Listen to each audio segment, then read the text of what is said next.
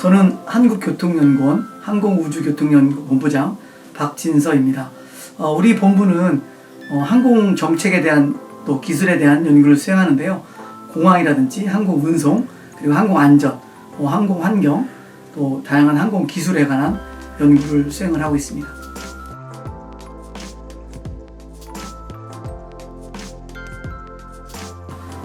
우리 한국교통연구원은 국책연구기관으로서 UAM에 관련 연구를 좀 다수 수행을 하고 있는데요. 제일 먼저 그 UAM 제도화 방안 연구를 올해 수행을 했습니다. 그래서 그 UAM 특별법에 대한 그 내용들을 포함한 여러 가지 제도, 기술, 또 계획 이런 것들을 포함하는 내용을 연구를 했고요. 그 다음에 두 번째는 UAM 네트워크 구축하고 버티포트에 대한 경제성 분석을 할 수 있는 그런 연구를 수행을 해서 UAM에 대한 전국 수요 예측을 포함한 또 세부적인 그런 비용과 편익 산정에 관한 연구를 수행했습니다. 그리고 또 자체적으로 UAM 생태계 구축 연구를 통해서 전체적인 그 UAM을 어떻게 우리가 발전시킬 수 있는지, 또 실제 대중들이 이 UAM을 수용하고 또 어떻게 인식하고 있는지 이런 대국민 조사도 지금 연구를 수행하고 있습니다.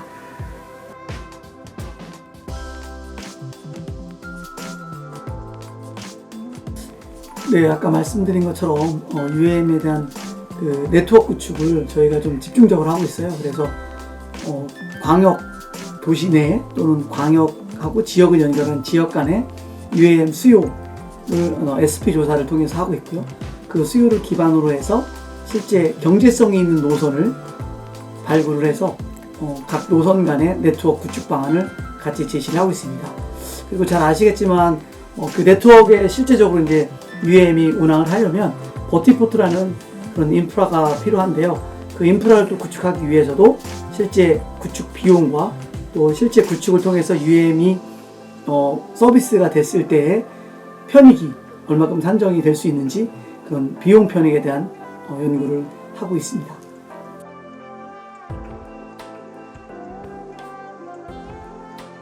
네, 우리 연구원이 이제 SKT 또 뭐 공항공사를 포함을 해서 실제 그 MOU를 맺어서 UAM에 대한 정책과 기술에 대한 지원을 하고 있고요.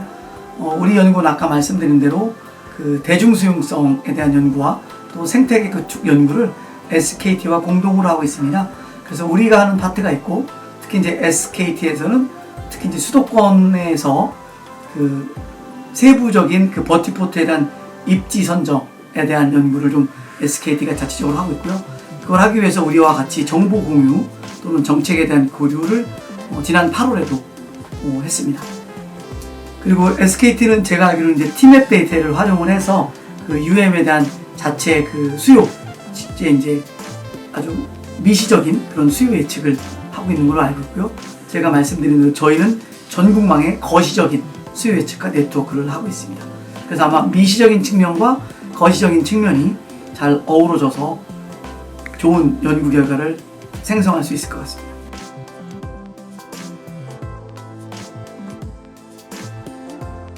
네, 이제 UAM도 잘 아시다시피 이제 처음 어떻게 보면 새로운 그 신모빌리티 시장에서 처음 도입이 되는 거고, 또 아시겠지만 교통수단이라는 거는 뭐 자동차나 또 기존의 항공기와는 다를 게 없어요. 그래서 교통수단의 기본 핵심은 안전이라고 저는 생각을 합니다.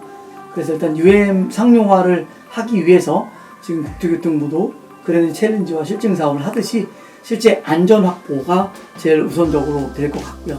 이제 그게 좀 기반이 된다면 좀 자연적으로 어떤 대중수용성도 같이 해결될 것이라고 생각을 합니다. 그리고 이와 더불어 실제 이제 사업자에 대한 사업 모델이 실제 이 상용화를 하기 위해서는 이 상업성을 좀 확보하는 것도 매우 중요할 것이라고 생각을 합니다.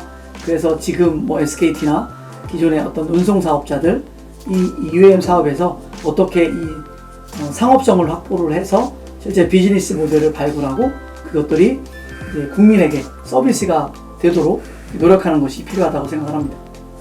그리고 이제 정부 차원에서는 잘 아시다시피 지금 기존의 그 공역 항공기 운항하는 그 하늘길에 대한 문제도 검토가 필요하죠. 왜냐하면 그 작은 항공기들이, 작은 UAM이 실제 기존의 항공 시스템과 같이 이제 고도는 좀 다르겠지만 같이 이착륙 절차를 같이 쓰거나 같이 운항을 해야 될 텐데, 그럴 때 필요한 그런 교통관리 체계, 보통 UTM이라고 얘기를 하는데요. 그 교통관리 체계를 정부가 마련할 필요가 있다고 생각합니다. 그리고 이제 인프라 측면에서는 뭐 제일 잘하는 지금 공항공사가 주도적으로 하고 있는 버티포트에 대한 그 설치 기준, 또 버티포트에 대한 운영, 안전성, 이런 것들이 같이 마련이 되어야 될 것 같습니다.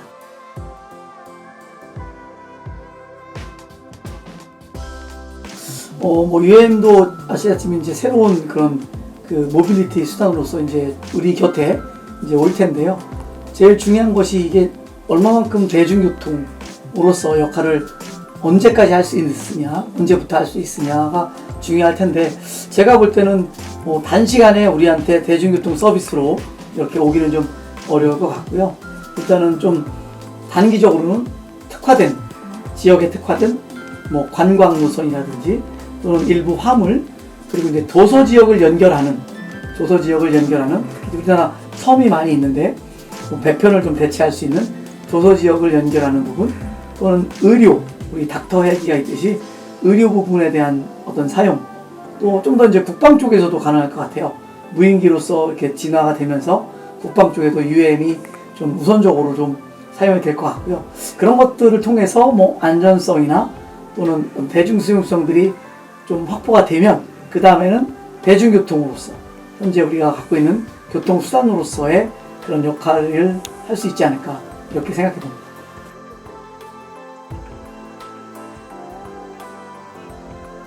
네, 저는 이제 우리가 지금까지 2차원 세대에 살았잖아요.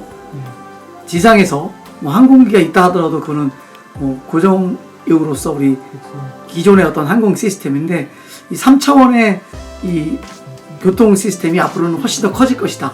그 말은 UAM이 지금 우리가 지상에 있는 택시처럼 어느 시점에서는 그렇게 갈 것이다 라는 게 제가 생각이고요. 단기간은 아니지만 미래에 당연히 그런 시대가 올 것이고, 그런 시대를 지금부터 우리나라가 준비를 하고 있는 것은 아주 뭐 시의적절하고 반드시 필요하다고 생각을 합니다. 그리고 이제 잘 아시다시피 우리나라뿐만 아니라 미국, 뭐 유럽, 뭐 중국, 또 유럽, 뭐 독일도 마찬가지로 여러 국가에서 이 UAM을 신성장, 신동력 사업으로 발굴을 하고 또 추진을 하고 있어요. 그래서 우리가 어떻게 보면 아직까지 후발주자라고 저는 생각하지 않습니다. 다른 뭐 에어버스나 보잉에서 하는 항공기 제작과 운송 서비스는 우리가 따라갈 수는 없지만, UAM은 우리가 후발주자지만 그 기술력에 있어서 또는 서비스 개발 측면에서는 정부를 주도로 또 민간 기업까지 참여를 하고 있기 때문에 충분한 경쟁력이 있다고 보고요. 또 앞으로도 이런 준비를 하기 위해서 지금 뭐 UTK가 있는 것처럼 국가와 또 정부, 연구기관, 또 학교, 또 업계까지, 또 어떤 식으로 보면 시민사회까지 다 포함을 해서 미래 시대를 지금부터 준비를 해야 될 것이라고 생각하고요. 그 미래는 저는 상당히 밝다고 생각을 합니다.